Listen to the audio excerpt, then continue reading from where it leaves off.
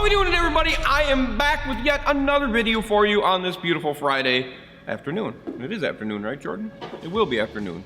Somewhere in the country, it's afternoon. Yeah, so we're here. We are bringing you a team talk today. I don't have any paper in front of me. That's weird. That's odd for me, Jordan, not to have something in my hand. This is a team talk, and Jordan says people want to know how I ended up here. Correct? Is that right? Speak, Jordan. Say hi to the camera. Hi. There, perfect. I feel better. So you're telling me people want to know how it all started. How did I get to here? People want to know start to finish, all the way, everything, fishing, or just this, why I'm here? How you got started in this business and why you got started? Okay, so this thing all started, I would say, this started probably, this passion for this stuff probably started when I was like 13. 12 or 13, I had a passion for boats and motors. I was in a 14-foot narrow Alumacraft that leaked like a sieve with a 15 horsepower Johnson. Actually, it was started off with a 20 horsepower Johnson, the fold-up clink clink, kind of 18 looking thing. We had one of them. It never ran. It was a piece of shit. And I actually hated boating at that point because my dad would always stand back there and pull and pull and pull, but that's all we could afford. And finally it would start. Nowadays I would know how to fix that and make that run.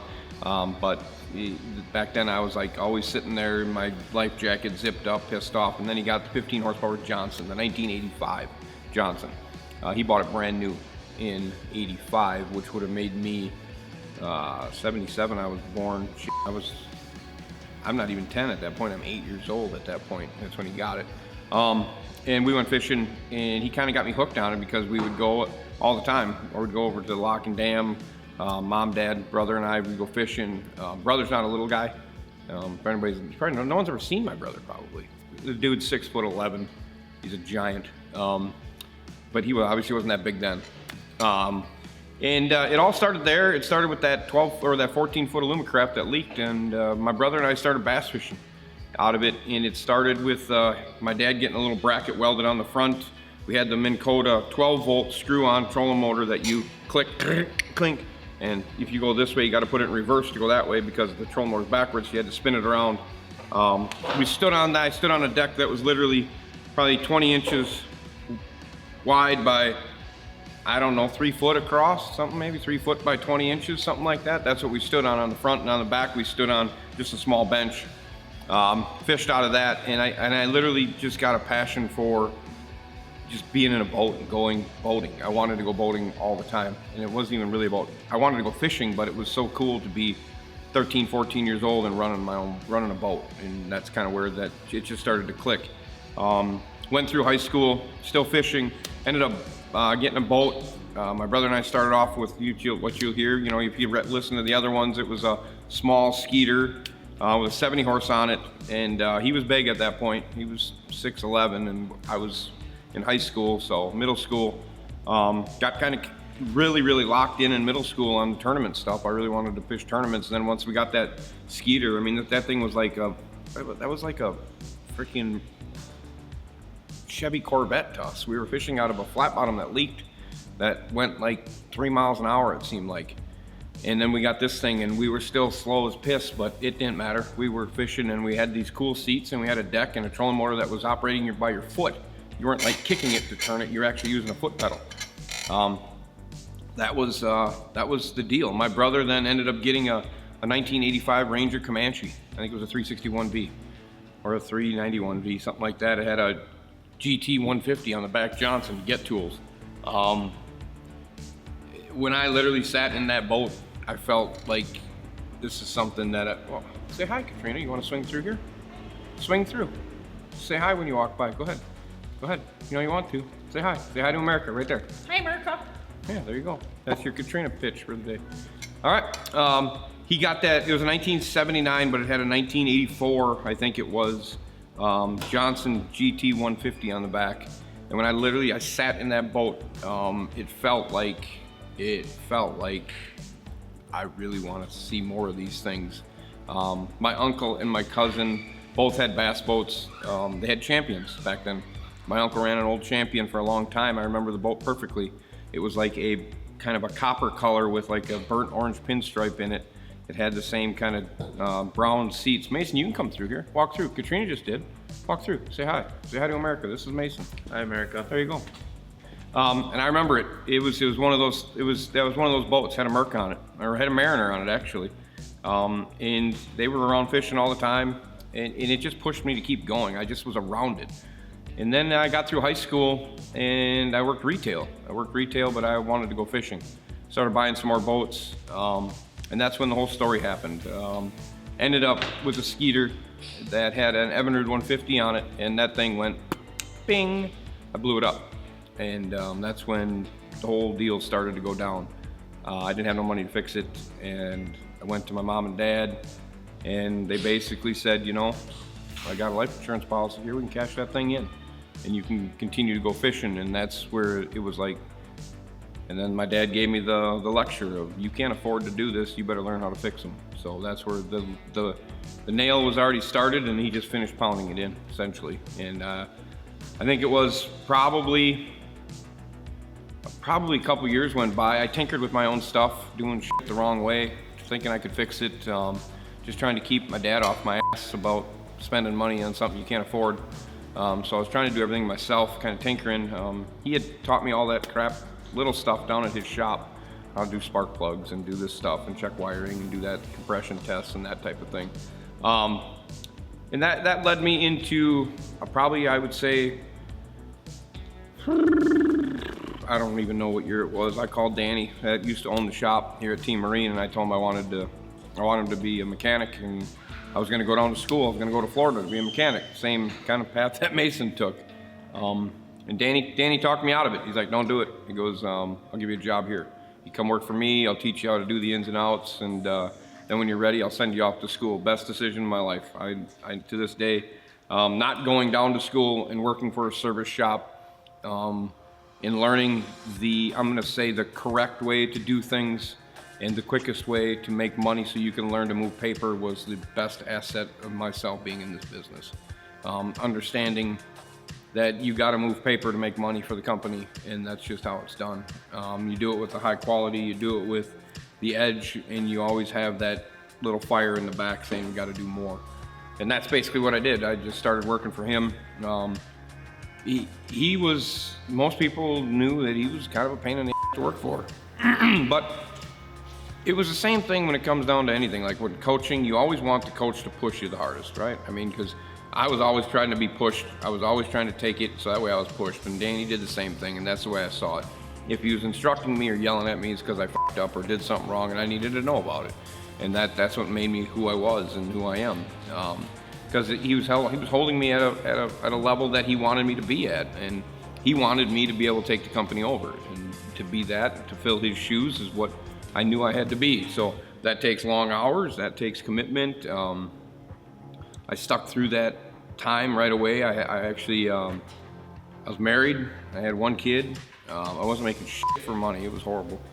It was horrible. I think I was making like $7 or $8 an hour or something, $7, something like that. It was horrible. Because back then you had like mentorship pay or whatever, and it was stupid, and it is what it is. And you got to deal with them times of not making a bunch of money, but you're learning. Because how can a company afford to pay you if you don't know shit and you expect to make a bunch of money when you're not making a bunch of money? He told me at the end of the day, you got to be able to produce one billable hour in 4 hours. So 4 hours of work, I had to produce one billable hour. And that was, I didn't like that. I wanted to be more productive. So that came from him going home, me staying late.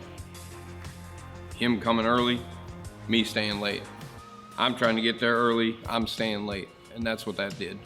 I had a fire to be the best I could possibly be at this down there when I was working for him, because I knew he wasn't going to last forever. I think he went out earlier than planned just because he knew if he didn't go, I was just going to go. I was going to go do it myself because I wanted it myself. So that's when that came.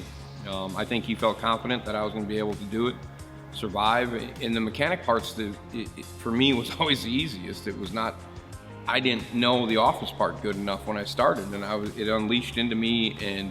And you got to understand that when you're doing this whole thing, to own, you have to be a mechanic, you have to be a secretary, you have to be an accountant, You have to be a kind of a paper manager. You got to be a parts ordering person, and you also got to be prepared to put the hat on for like divorce court and relationships, because it turns bad sometimes. But that's, I didn't know that side of it as much as I knew the mechanic part. I knew I could handle any job that was coming in. It's just I didn't know if I could do that other part. And I tried to do it as long as I could. It became a disaster, it became a mess, became unorganized. So I knew I had to do what you do. And if you take it back to when I got it, I literally, that winter, I went to Florida. My mom and dad took us to Florida, took the family, all the family to Florida.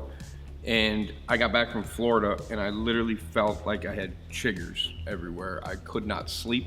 My body burned. I itched everywhere. I had breathing problems, and it was to the point of where my wife actually sent me to the hospital and said, you need to go get checked out. So I went and got checked out.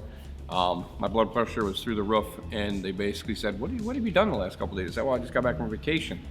They said, you been doing anything else? Do anything weird? Buy anything? I said, yeah, I bought a business. And ding, the doctor said, you're having a nervous breakdown. You're having anxiety attacks and nervous breakdown. And I literally was. I didn't know I was, but I didn't know what the result was gonna be. You're buying it from somebody that's been in the industry forever, Danny. And I just spent a bunch of money I did not have. I put a down payment on. I took our personal bank account and took it down to literally no money in it. Literally, it was like empty. My wife didn't know about it. And I didn't know how in the hell I was gonna afford to get food on the table for my daughter, make sure my wife was happy, pay for the house, pay for the vehicles, and pay for my boat, and still go fishing and work all at once without getting divorced. And it all worked out. It worked out. And that came from being committed. I told myself after I got done with the doctor, it's all gonna be good. I just gotta go to work, and I gotta put my head down and keep going. And that's what I did. I put my head down and I just started working. I started working, not knowing who's gonna come, who's gonna show up, what's gonna happen. You're a new business owner, you're taking over a guy, basically an established business that's had a symbol, which was the owner for so many years. And it got to be like January, I had a line of credit of like $10,000 or something. That's what the bank gave me on a new business owner. In this industry, $10,000 goes away in about 24 hours. It can go away in 5 seconds. And I burned that son of a bitch up so quick that it was like, no, I really don't have any money. An old guy walked in with like a 1968 18 horse Evinrude, and he needed a water pump. I took that job so quick. I took that job and it was like $112 for the job, total, I think it was. He came, he brought me the check, and that was the first check I ever took. It was on like it was an old 1968 tin head. I took it, I got the job done, got it out the door, the rest is history, literally. The floodgates opened, people knew I was open. Mother Nature decided to open up early that year. She literally opened up in like February, mid-February.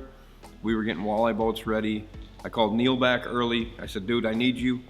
And he's like, what? I'm like, yeah, I need you now. I can't keep up. So he got there.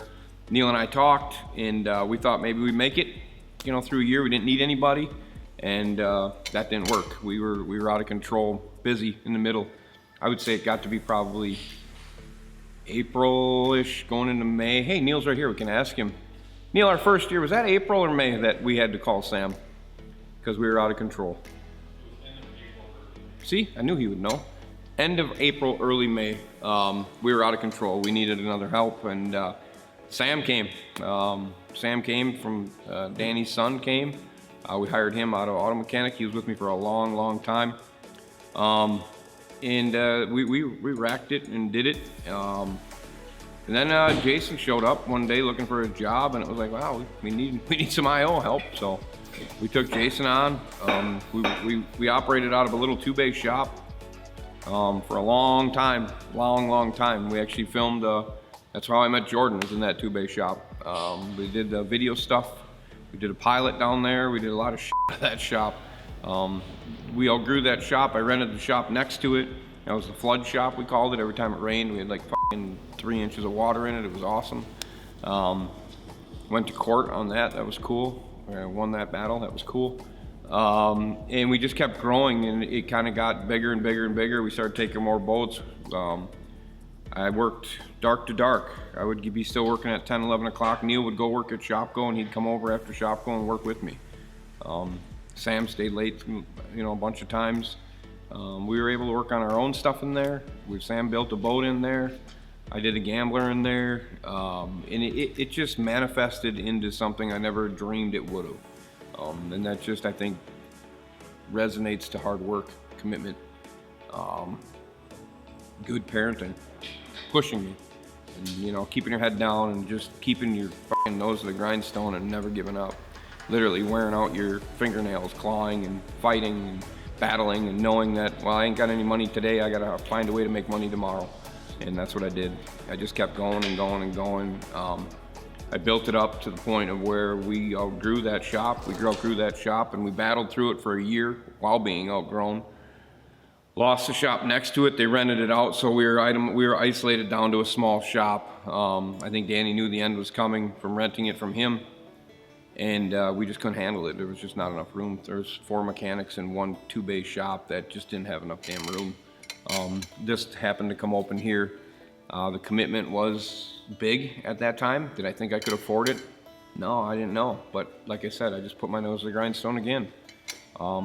In that meantime, I ended up calling Jordan, I think, when we were down at that shop. I think you were with us for like a year down there, weren't you, or something like that?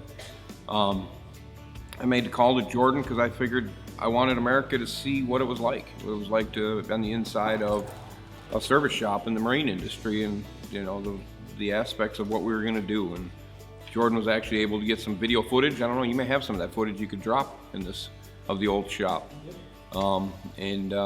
Leaving it and moving into this was a commitment. I didn't borrow any money to make the move. I kept pushing myself, and I told myself I'm gonna have to work some more hours to keep going. Up to that point, I literally worked. I had a son, and I had my 2 kids. Daughter was well on her way. Son was obviously brand new, newborn when I was down there, and that's when I was working my longest hours. When I was down there, I had my son.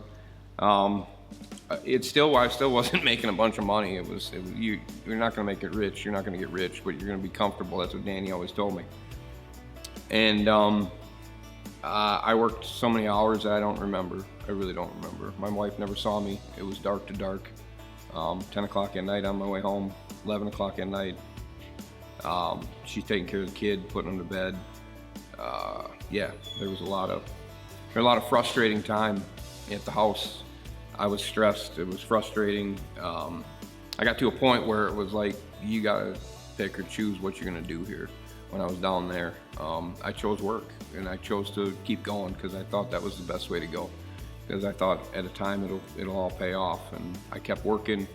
My wife stayed committed. She stayed there, stayed committed, and we just kept. I kept pushing and pushing and pushing, and she just kept allowing and allowing it and allowing it, and that's got me to where I am here. This shop we could probably have a bigger shop now if we wanted to, but I don't foresee myself doing that. I'm at the tail end of my career. I can't do it forever, so maybe the next person will want to be bigger. I don't know what the future's gonna hold, but I got here. We started pumping out the iron. It was the 4 of us in here. Ended up losing Sam. Ended up gaining Mason. We got Mason out of his Florida little venture he went on. In the meantime, down there, I had Katrina, who has stuck with me. She is my sister-in-law. We are not married. She is my sister-in-law. She stuck through that tiny little shop with no heat, freezing her ass off, answering the phone, pushing paper, ordering stuff, keeping us going. And she brought herself into this shop too, and she's still here today, showing up every day for work and doing what she does. It's amazing. And we moved into here as a group, and like I said, then Mason came, and I said, yeah, let's take another one. We took another one on.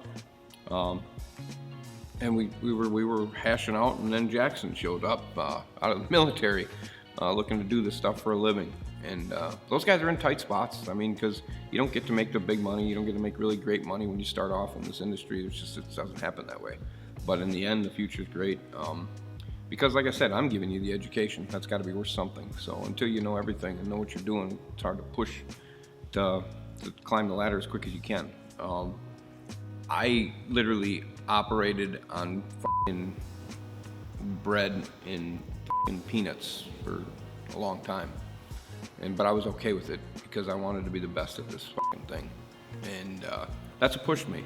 I think that little fire. I've always wanted to be the best at whatever the hell it is I'm doing. And no matter what it is. So I'm here now. I got this shop. I got more room than I've ever had. I probably have less debt than I've ever had. And yeah, because it's coming to the tail end of what this is for me. I don't know how long. I don't know how long I got left. Tomorrow, maybe. 10 years, 4 years, 5 years. We don't know. We don't know. Maybe one day. I always say, I ride my horse, and when my horse goes to water, and he lays down, and he doesn't get up again, and I gotta put the fucking saddle on my back and carry it, then I'm done. And I don't know when that is, but I would say it's probably closer than later. I don't know for a fact. I may find a new energy. I'm losing my energy when it comes to this. I'm losing waking up and excited about being here. And it's not that I don't love it. It's just you get drained. You literally get drained. I don't drink. I don't smoke. I don't do drugs. I don't do any of that shit. So I don't have a stress relief. And my son plays basketball. My daughter's in college. And yeah, still haven't taken my wife on a honeymoon. And she's still with me. So there's a lot to do yet outside of what I'm doing here. So it's just, you get caught up, and you get caught up in the work I love. You end up with people problems. You end up with people always thinking that they're better than what they think. And you never have constant people that are always happy in this industry. So that type of thing gets you to the point of where it's like, is it really worth it? Probably not. Do I need it? No. Am I here for my employees? Yeah. That's the reason the door's open, so they can all keep jobs and keep going. Otherwise, I'd probably be, I don't know, Jordan and I'd be traveling the world. Fucking videoing and doing what we do. Not that that's a huge income for me either, but I love doing it. You know, this right here is what energized me probably to do another 3 years of this industry, this stuff right here, interacting with the world and you guys and people, and hearing what you bought, and just all the emails and even the bad shit. People get to the point of like, oh, we get bad emails, don't we, Jordan? We get bad comments, we get all that shit, and that's cool. I'm okay with it. I love this stuff right here. I love you guys out there. Like I said, I literally watch my own videos. I sit there and watch and laugh like you guys do. I laugh at myself. My wife brings it up on the big screen. My family's watches it, and obviously you, America, watch it, and I appreciate it. I appreciate everything you guys have done. 20,000, how long have you been doing this? 4 years? 4 years at 20,000. I've never spent a dime on ads. This is all done through people talking to people and people seeing it, and yeah, and then I don't really want to spend a bunch of money on ads because I'm, like I said, 20,000 people. Like, we got some videos that are over 80,000 views, don't we now? Like 3 of them or 2 of them. I mean, you guys are awesome. I don't care if you hate me. I don't care if you can't get enough of me. I don't care if your wife hates me because you're blaring my voice through their house. It resonates to more to you guys and the community of voters and stuff like that, and what you guys are doing. And that's what's important to me, to hear the sides, both sides of everything. I love it when we bring up a topic and you guys just get so engaged in it that you guys kind of start to argue with each other. I never try to get involved. I never get on forums. I don't go to forums. I hear how people are fixing stuff, and I just don't do it. I don't go get myself out there. You know, this is my communication to America. This is to the world, essentially. I never dreamt that we were in how many countries? I don't even know. 86. Huh? 86. 86 countries. People watch me in 86 countries. They probably don't understand what I'm saying, but they laugh probably. And that's what's cool to me. That's what's cool to me, to be spread across the world on every Friday, and to know that people across the world are looking at my ugly mug, sitting here talking to you guys about boats. That's awesome. So to started when I was like 13. I had a passion for it, maybe even sooner than that. And it ended up right here at 45 years old to be sitting here in front of you talking about boats and just what I love. I loved it. I loved it. So in closing here, I think, thank you to all veterans. It's Veterans Day. I can't say enough about you. You get me to where I'm at. You give me this protection. You allow me to do what I do every day. And like I said, my dad was, my father-in-law was, and my uncle was. So it's in there. I can't say enough about you guys. Thank you very much. Like I said, every year it's kind of overwhelming to know that people will risk their life for us, and we get to do what we do every day and enjoy it. So it's huge. It's huge. Can't say enough about you. Thank you very much. In wrap up, I think we're all done. So we're good. But as always, comment, subscribe, click the notification bell. Witness the madness. That'll help all my YouTubers, social media, my Facebook fans, my Instagram, and of course, my wife, who screams this every time it comes on. Speed, money, and no brakes. I am out. See ya!